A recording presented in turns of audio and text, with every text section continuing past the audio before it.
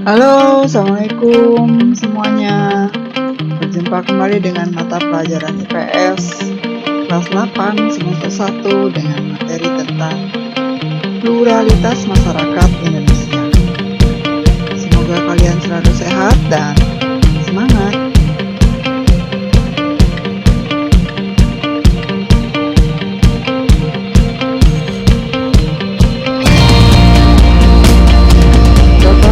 Perhatikan gambar di bawah. Gambar di bawah menggambarkan keragaman agama yang ada di Indonesia. Masyarakat Indonesia dikenal sebagai masyarakat yang religius. Negara Indonesia memiliki banyak suku bangsa. Oleh sebab itu, Indonesia kaya dengan budaya dan adat istiadat. Kondisi geografis dan sosial Indonesia juga mempengaruhi berbagai kegiatan ekonomi masyarakatnya. Kekayaan dan keanekaragaman masyarakat Indonesia, baik suku, agama, ras, pekerjaan, dan lain-lain menunjukkan bahwa masyarakat Indonesia itu bersifat plural dan pluralitas masyarakat Indonesia memiliki arti yang sama dengan kemajemukan masyarakat Indonesia. Masyarakat multikultural adalah masyarakat yang memiliki lebih dari dua kebudayaan yang tersusun atas berbagai budaya yang menjadi sumber nilai bagi terpeliharanya kestabilan kehidupan masyarakat pendukungnya. Multikultural yang berarti banyak kebudayaan meliputi: pertama, dilihat dari perbedaan agama. Kita tahu di Indonesia ada beberapa macam agama. Seperti yang pertama, agama Islam. Agama Islam merupakan agama yang dipeluk sebagian besar oleh masyarakat Indonesia.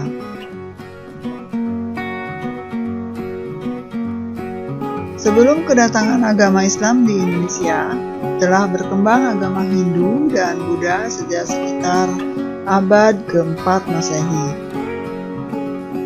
Umat Islam memiliki beberapa hari besar yang dirayakan setiap tahun, seperti Hari Raya Idul Fitri dan Hari Raya Idul Adha.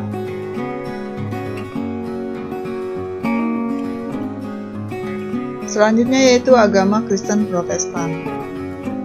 Agama Kristen Protestan berkembang di Indonesia selama masa kolonial Belanda, sekitar abad ke-16. Agama Kristen Protestan semakin berkembang dengan sangat pesat, yang ditandai dengan kedatangan para misionaris dari Eropa ke beberapa wilayah di Indonesia, seperti Papua, Sumatera Utara, Sulawesi Utara, dan Pulau Jawa.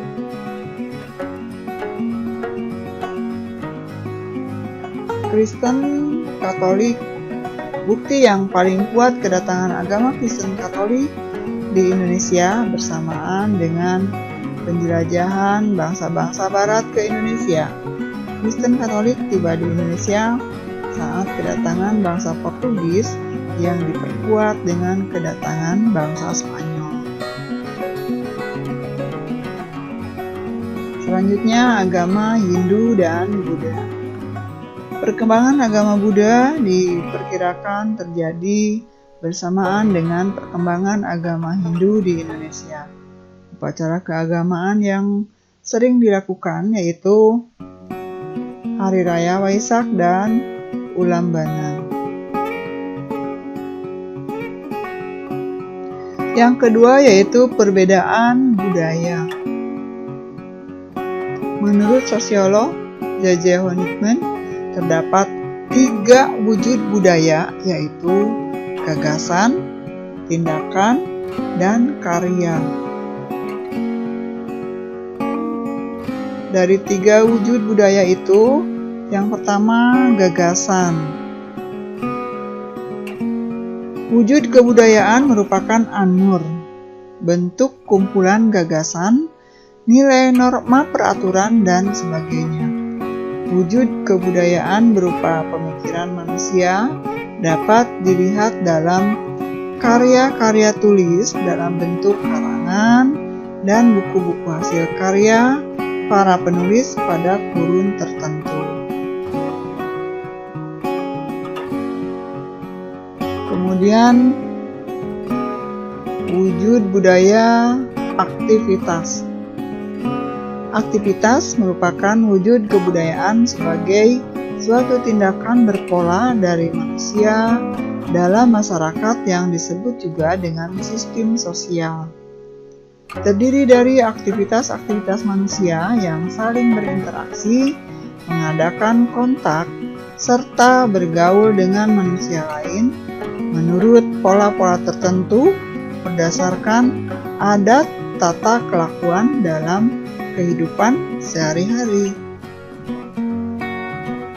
Selanjutnya yang ketiga yaitu artefak atau karya. Artefak adalah wujud kebudayaan fisik yang berupa hasil dari aktivitas perbuatan dan karya semua manusia dalam masyarakat berupa benda-benda atau hal-hal yang dapat diraba, dilihat, dan didokumentasikan. Sifatnya paling nyata dibandingkan dengan gagasan dan aktivitas. 7 unsur kebudayaan menurut Kuncharaningrat, yaitu yang pertama yaitu peralatan dan perlengkapan hidup manusia.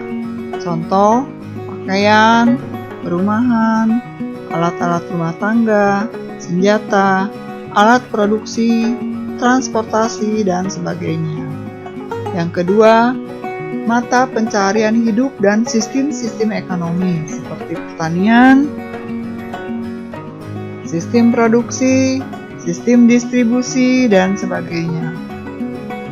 Ketiga, sistem kemasan atau sistem kekerabatan, organisasi politik. Kemudian yang keempat, sistem hukum.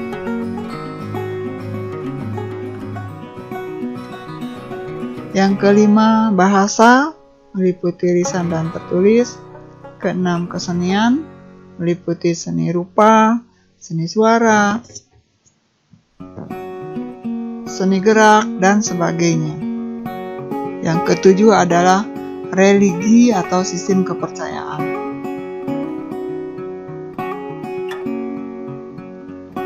Hal-hal yang mempengaruhi perbedaan budaya masyarakat Indonesia yaitu perbedaan lokasi, perbedaan agama atau keyakinan, perbedaan suku bangsa, perbedaan pekerjaan, peran dan fungsi keragaman budaya. Perbedaan lokasi, kalau dilihat di kondisi alam di Pulau Jawa dan Kalimantan, terjadi perbedaan yang menyebabkan perbedaan hasil kebudayaan berupa rumah, kerajinan yang dibuat masyarakat di pegunungan dengan hasil kerajinan yang dibuat masyarakat pesisir pasti berbeda. Perbedaan agama atau keyakinan. Di Indonesia banyak peninggalan-peninggalan dari agama Hindu, Buddha, Islam maupun Kristen seperti relief, candi-candi, patung, seni ukir, kaligrafi, dan bangunan masjid.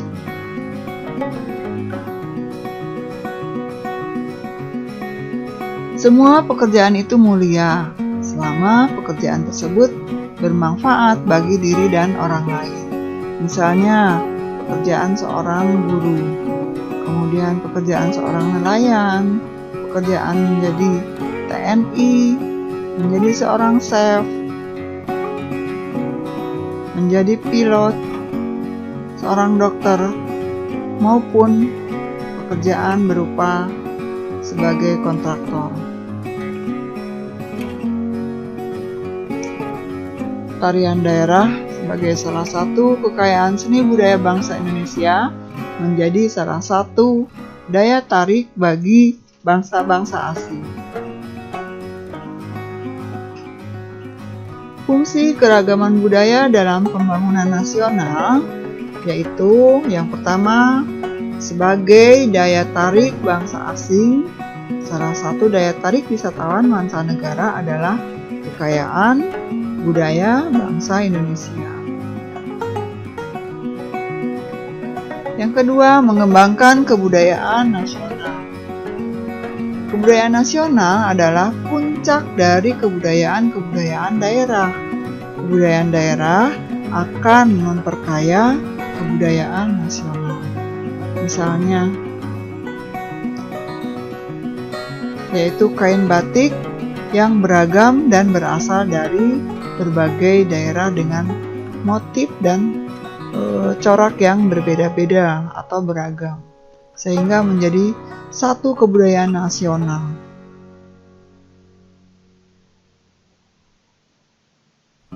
Yang ketiga yaitu tertanamnya sikap toleransi kekayaan budaya bangsa Indonesia merupakan tantangan untuk bersikap toleran.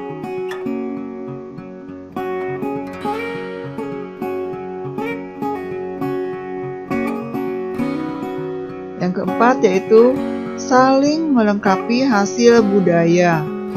Kebudayaan sebagai hasil pemikiran dan kreasi manusia tidak pernah sempurna.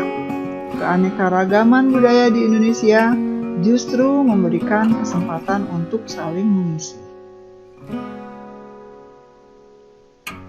Yang kelima yaitu mendorong inovasi kebudayaan. Inovasi kebudayaan merupakan pembaharuan kebudayaan untuk menjadi lebih baik. Contoh, balai-balai kulkul pura, kemudian menara Masjid Kudus, bentuk sama tetapi fungsinya yang berbeda. Oke, budaya di Indonesia memang sangat beragam. Mari kita pertahankan macam-macam budaya yang ada di Indonesia, termasuk budaya dalam penguatan pendidikan karakter, disiplin, integritas, nasionalisme, gotong royong, santun, dan lain-lain. Selesai sudah materi. Semoga kalian bisa menyimaknya dan salam sehat selalu. Terima kasih. Assalamualaikum warahmatullahi wabarakatuh.